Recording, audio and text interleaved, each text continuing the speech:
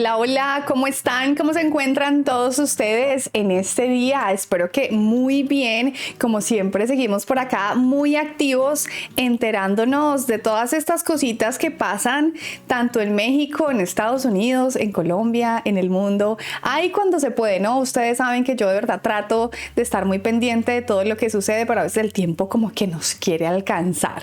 Así que el día de hoy quiero que me acompañen a escuchar estas palabras que dijo el presidente en su conferencia de prensa La Mañanera, justamente en donde él cuenta y muestra qué sucedió, parte de lo que sucedió y sigue sucediendo con el caso de Genaro García Luna. Ya sabemos esta gran explosión de todo lo que está sucediendo en este caso, y es que justamente hoy se llevó a cabo esta conferencia en uno de los búnkers que ellos tenían, incluyéndolo a él obviamente, nada más así como de los que uno construye para protección y todo el tema, porque ellos como siempre se han creído dioses que son especiales, seres que necesitan ser supremamente protegidos, como lo hacían los anteriores gobernantes también de los otros, de las otras presidencias o los gobiernos anteriores. Por ejemplo, cuando veía yo imágenes de cuando salía el expresidente Enrique Peña Nieto, de cómo siempre estaba lleno de cuerpos de seguridad, de carros blindados, de la crema innata de la sociedad, porque es que la vida de ellos vale mucho, la de la gente del pueblo que tiene que estar a pie, esa no, la de ellos sí es la que importa, ¿no? Es igualito a como sale el presidente AMLO, ¿no lo han visto ustedes? Con todo ese montón de gente que lo está cuidando, pero la gente del pueblo, mijos, estoy aquí irónica y en sarcasmo para que entiendan la diferencia del contraste. Sin más, escuchemos lo que él tiene que decir. Recuerden, como siempre, dejarme ese like para que podamos seguir apoyándonos aquí mutuamente. Vayan, también suscríbanse aquí en el botoncito de suscribirse, activen la campanita para que no se pierdan ningún video. Nos vemos también en mis otras redes sociales, en todas estoy como Alexa López Col. Sin más, nos fuimos a ver qué nos encontramos por acá. Acompañado de Genaro García Luna, el zar de la guerra contra el narcotráfico, Felipe Calderón Hinojosa inauguró el 24 de noviembre de 2009 el llamado Centro de Inteligencia de la Policía Federal, mejor conocido como el Búnker, una construcción de 3 pisos subterráneos, 10.580 metros cuadrados, que albergarían toda la base de datos de los sistemas nacionales y estatales para tener el control tecnológico de la inteligencia y el espionaje nacional. El búnker pronto se convirtió en la síntesis de los delirios de grandeza de Genaro García Luna y de Felipe Calderón Hinojosa, pero también en uno de los proyectos más onerosos, opacos y fallidos de su sexenio. El búnker, como la estela de luz del Bicentenario, fueron símbolos de un gobierno faraónico que privilegió lo espectacular y lo violento por encima de lo eficaz. La construcción de este centro de inteligencia tuvo un costo de 3.365 millones de pesos en contratos otorgados de manera directa, sin licitación, a 29 empresas y 3 universidades. La mayor tajada de los contratos le correspondió a Teléfonos de México, con 1.252 millones de pesos, es decir, el 37% del presupuesto. La segunda empresa más beneficiada fue Tradeco Infraestructura, a la que se le pagaron 534 millones de pesos por la construcción del llamado edificio inteligente, que quedó incompleta. La transnacional Hewlett Packard recibió 309 millones de pesos por 10 contratos para instalar la infraestructura informática para la operación de la Plataforma México. La operación de la Plataforma México tuvo un costo de más de 4.294 millones de pesos entre 2007 y diciembre de 2012, según el libro blanco elaborado por la propia Secretaría de Seguridad Pública. El búnker es una mezcla de la paranoia al estilo hitleriano de García Luna y de su megalomanía. Por eso, mandó a construir un túnel de 400 metros que conecta directamente su oficina de la entonces Secretaría de Seguridad Pública con los 3 pisos del Centro de Inteligencia. El túnel está climatizado e iluminado las 24 horas del día. No puedo, de un túnel que ni el Chapo Guzmán tenía. Además, se construyeron 4 módulos de seguridad, operaciones, alertas nacionales e instalaciones estratégicas, Cuenta con una sala de operaciones al estilo de las series y películas norteamericanas de comandos de control. Se instalaron mapas georreferenciados y todas las bases de datos más importantes, como el Registro Nacional de Vehículos, el Registro de Huellas Digitales, fotografías y ADN. Aunque el proyecto completo del búnker jamás alcanzó a integrar en una sola base de datos los sistemas nacionales, García Luna presumió su nuevo centro de inteligencia con periodistas amigos de los horarios estelares de las televisoras como Carlos Loret de Mola, Joaquín López Dóriga o Carlos Marín, entre muchos otros. Entre sus visitantes más importantes estuvieron la exprocuradora de Estados Unidos, Janet Napolitano, la exdirectora de la DEA, Michelle Leonhardt, y el exjefe de la Interpol, Ronald Noble. Por supuesto, no faltó el apoyo de la pareja presidencial.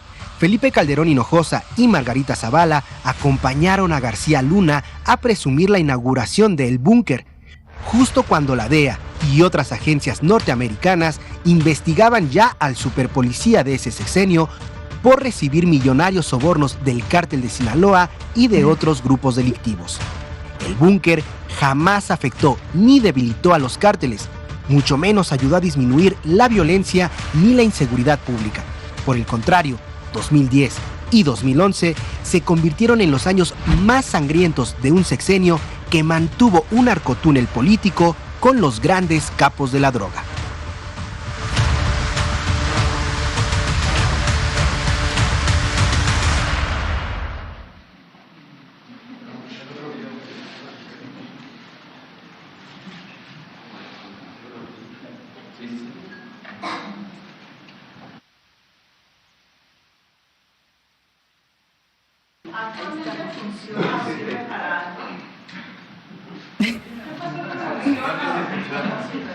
Presidente, tiene tantas preguntas que no sabe ni a quién le va a responder. Vamos a,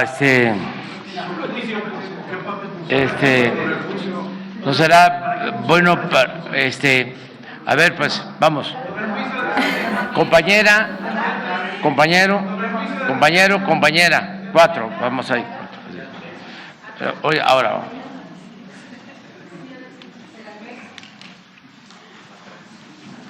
Buenos días, presidente. Buenos días a todas y a todos. Nancy Flores, de la revista Contralínea.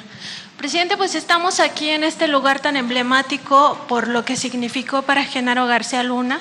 No solo se trata de la tecnología, sino de los datos, de la información tan sensible a la que tuvo acceso, información que pues no tenían otras agencias. Se habla incluso de que este búnker tenía conexión con algunas otras agencias de otros países, ¿no? También con la Interpol e incluso con Estados Unidos.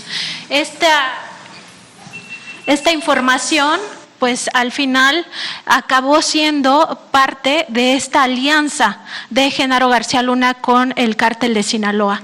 Ya se sabe, porque las autoridades de Estados Unidos así lo han documentado, que Genaro García Luna fue socio del cártel de Sinaloa y bueno, ya la secretaria Rosa Isela mencionaba estos 5 cargos.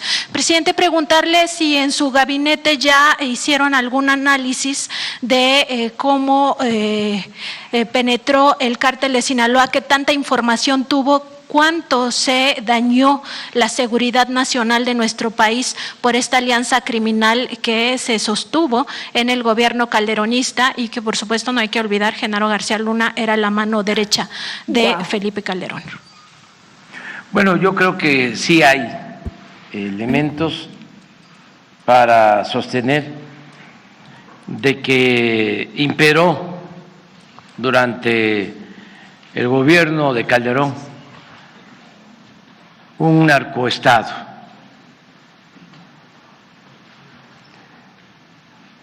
Porque fue un gobierno de principio a fin, violatorio de la Constitución, un gobierno, como lo dijimos en su momento, espurio. ¿Espurio? No hay que olvidar los antecedentes. A Calderón lo impusieron los oligarcas de México.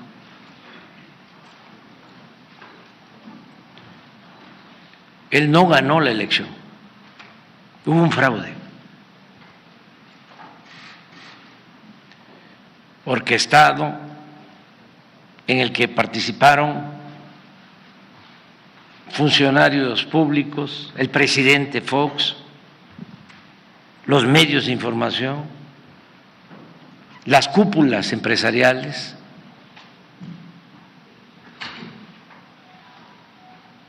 Fue una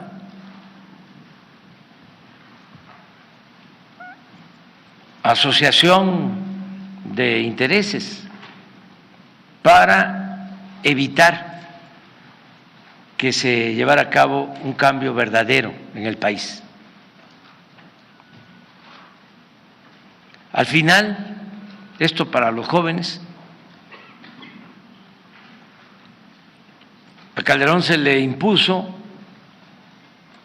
con una supuesta ventaja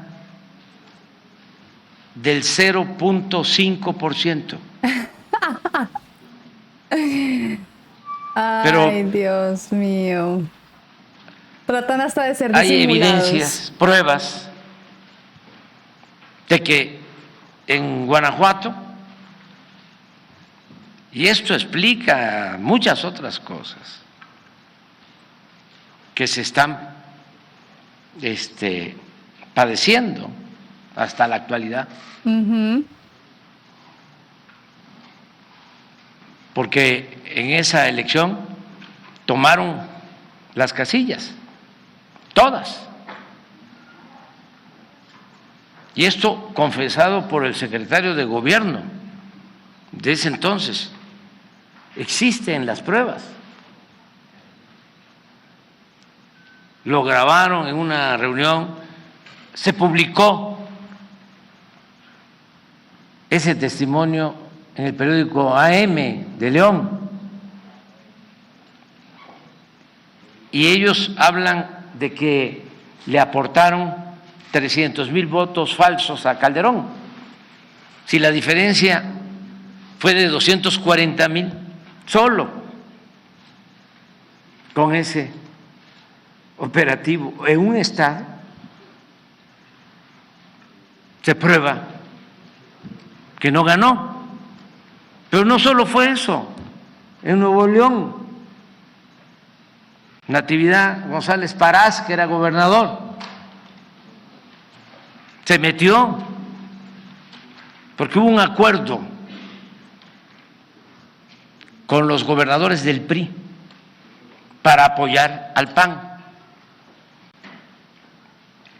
Como después, cuando fue candidato el licenciado Peña Nieto, hubo un acuerdo para que los gobernadores del PAN y dirigentes del PAN apoyaran al PRI.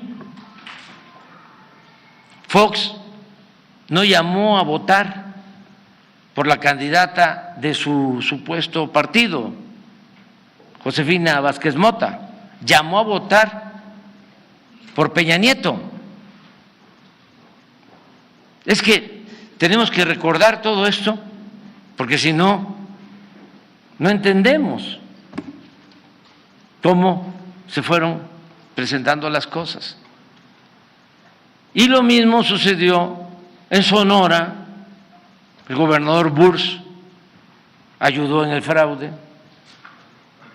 Y en Coahuila, y tenemos los testimonios del gobernador, que por cierto está preso, de Tamaulipas, las llamadas de la maestra del Bester, las llamadas del secretario de Comunicaciones de ese entonces de Fox con el gobernador Todos están untados. de Tamaulipas, agradeciéndole por la participación en el fraude.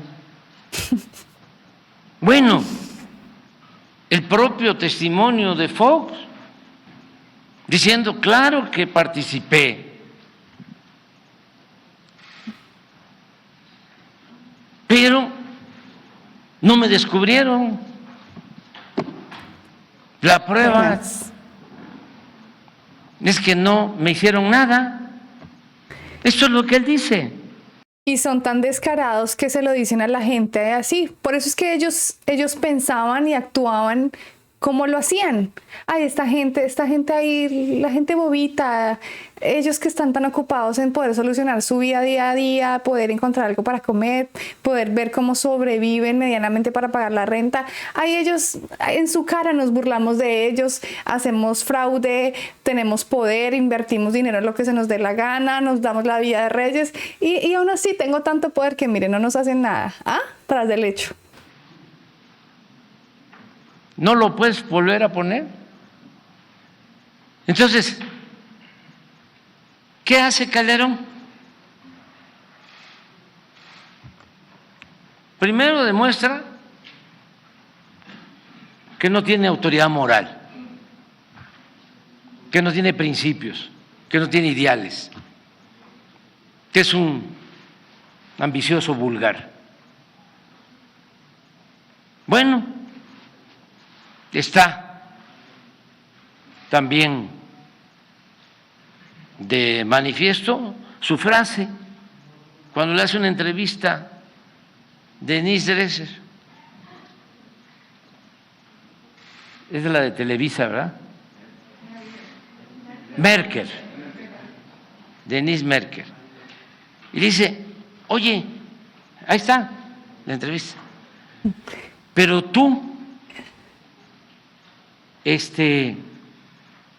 aceptas toda la guerra sucia en contra de López Obrador.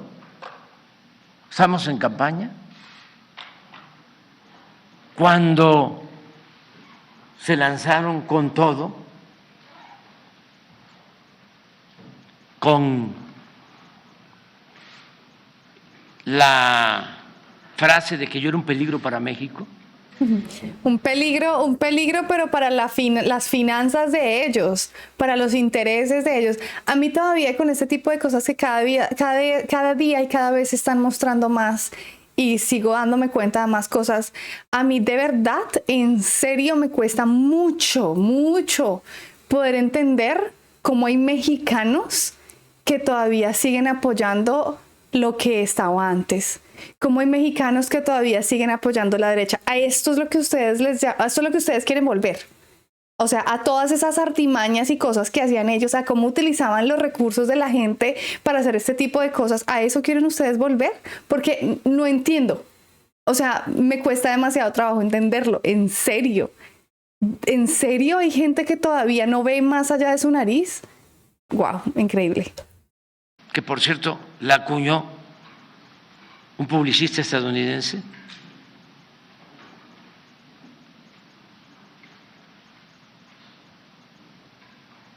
y el que era embajador de Estados Unidos después, Shahrukh Khan, participó. Bueno, el conteo de votos estuvo a cargo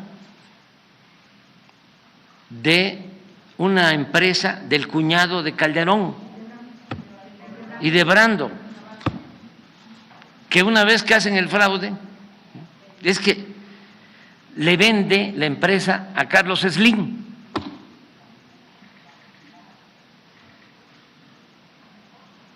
O sea, todo esto sucede.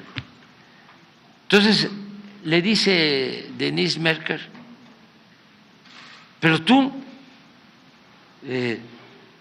sabes de esto, ¿sí?, y lo permites. Y él contesta, mira, Denise, como dicen en mi pueblo, haiga sido como haiga sido. Entonces, dice él, haiga sido eso como refleja haiga sido. bien la personalidad de Calderón. Él tiene instintos autoritarios y es un prototipo de la derecha y el conservadurismo en México. Puro. Entonces, él es un partidario del uso de la fuerza. Está convencido. Bueno, hasta el día que juzgaron a García Luna, su último comunicado sobre este tema, ¿qué dice? Yo ordené el combate a los narcotraficantes y lo volvería a hacer. O sea, yo les declaré la guerra y lo volvería a hacer. Porque es una manera de pensar, de ser. Por eso somos muy distintos. Por eso siempre hablo de que existe el pensamiento conservador y existe el pensamiento liberal. Pero no solo Calderón, hay millones que piensan de esa manera. Claro, porque En la mano dura, en mátalos en caliente, en que hay que barrer, hay que limpiar. Otra cuestión que es muy ilustrativa es esa conversación que narra el que fue gobernador de Coahuila, Moreira, cuando dice Moreira que tienen un diálogo y le pregunta a Calderón por una persona y le dice, hay que castigarlo, le dice Moreira. Y Calderón le dice, no, hay que eliminarlo. Ah, sí. Y dice Moreira, Felipe, fíjense para que Moreira haya dicho eso. Dice, Felipe, me diste miedo. Miren, el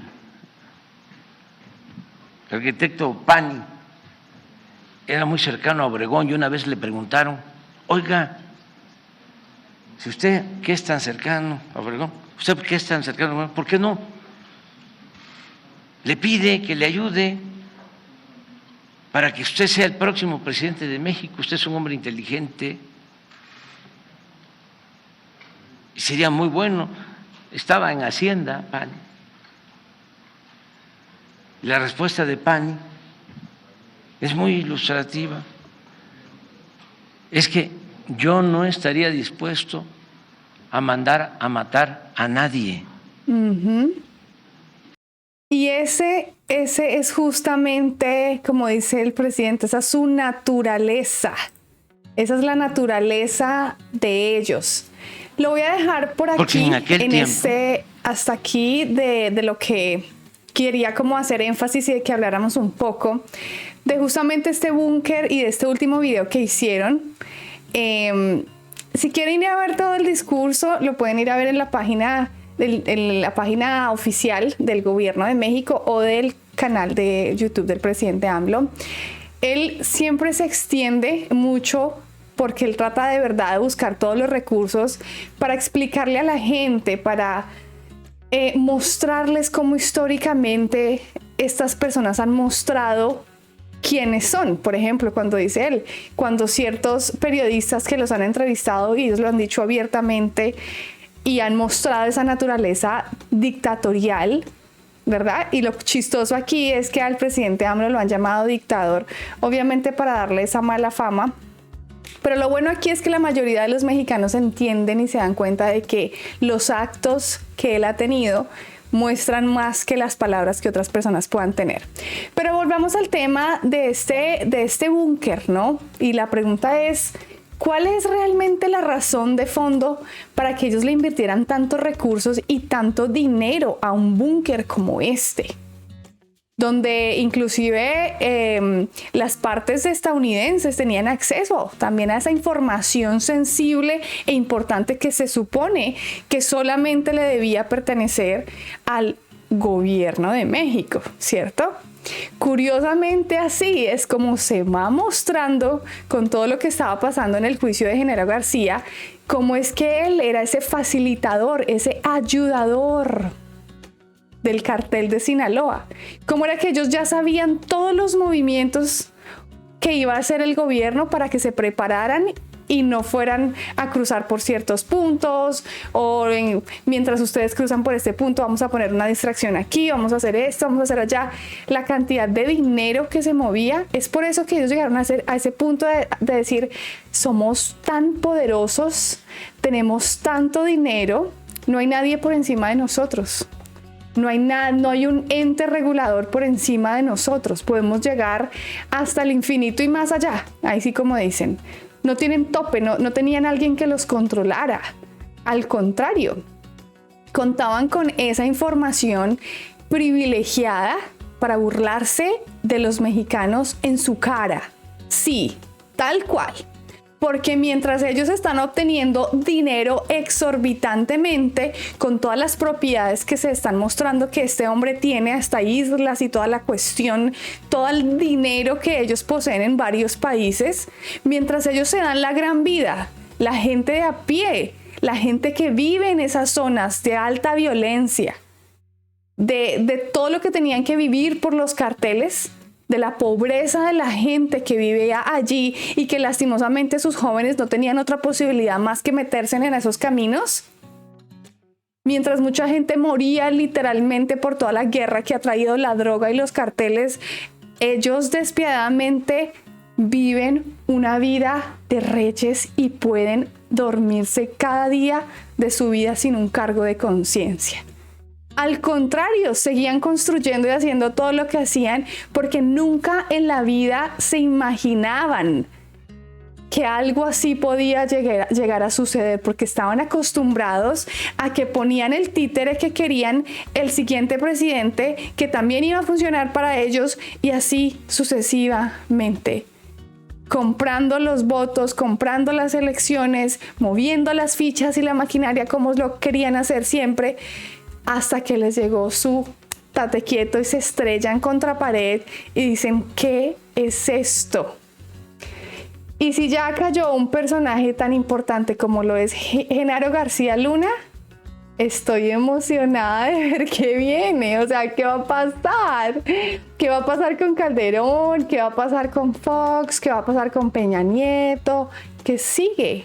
Me emociona, me encanta poder saber cómo se están destapando todas estas ollas y cómo ellos, siendo conocedores de la cantidad de dinero y potencial del pueblo mexicano, hacían y deshacían con los recursos de la gente. Eso es lo que más rabia me da. Y vuelvo y repito y siempre llego al mismo punto. Si usted es una persona que es un empresario, que trabaja, que hace las cosas bien, que invierte su dinero y es millonario, rico, excelente, usted le da empleo a la gente, está bien. Pero cuando usted se hace rico de exprimir los recursos del pueblo, del sufrimiento de la gente, de la sangre que es derramada por el pueblo, ahí es donde me molesta. Ahí es donde tenemos que decir, esperen. Y qué bueno que la gente se informe, y qué bueno que la gente vea lo que ellos hacían. Y me encanta cómo el presidente siempre les muestra, los invita, les dice, miren por ejemplo lo que él hizo con la Casa de los Pinos. Les muestran a la gente cómo era que ellos vivían, con los lujos excéntricos, por ejemplo también con el tema del avión presidencial, con los viajes de ensueño que se daban, con, repito, el dinero del pueblo, porque es que no es que ellos digan, es que hemos trabajado fuertemente, nos partimos el lomo, no, es que como han crecido con todos esos privilegios en una burbuja, creen que nacieron con el derecho y se lo merecen, y creen que pueden hacer y deshacer y que la gente va a seguir igual así, toda la vida con los ojos cerrados y aquí nada pasa. Me encanta esa transformación de las conciencias del pueblo mexicano. ¡Viva México! Me encanta. Es un ejemplo para toda Latinoamérica. Es que aquí nos estamos dando cuenta. Si algo así pasara en Colombia, yo estoy segura de que las ollas podridas que se podrían levantar también serían brutales, exorbitantes, porque también hemos vivido muchísimo en un narcogobierno. Así que sin más, me sigo sorprendiendo. Sigo viendo, vean los comparativos de los homicidios. Wow. Repito, demasiada sangre, demasiada violencia para poder sostener la economía de ellos y el estilo de vida que tenían. Así que mis queridos, ahí les dejo este tema. Cuéntenme ustedes como mexicanos, porque si yo lo veo y me da rabia y me duele y me fastidia, me molesta, y no fueron mis recursos de mi tierra, de mi país, pero me duele que hagan eso con la gente, ustedes como mexicanos, ¿qué sienten? Es por eso esa es su motor y su fuerza continuar en esta transformación, ¿verdad? Me imagino yo. Así que recuerden también que si me quieren apoyar pueden dejar ese like, suscríbanse al canal, activen la campanita. Nos vemos en mis otras redes sociales. Mi frase favorita ha llegado: mi corazón es mexicano, mi sangre colombiana. Nos vemos en un próximo video. Chaito, chaito.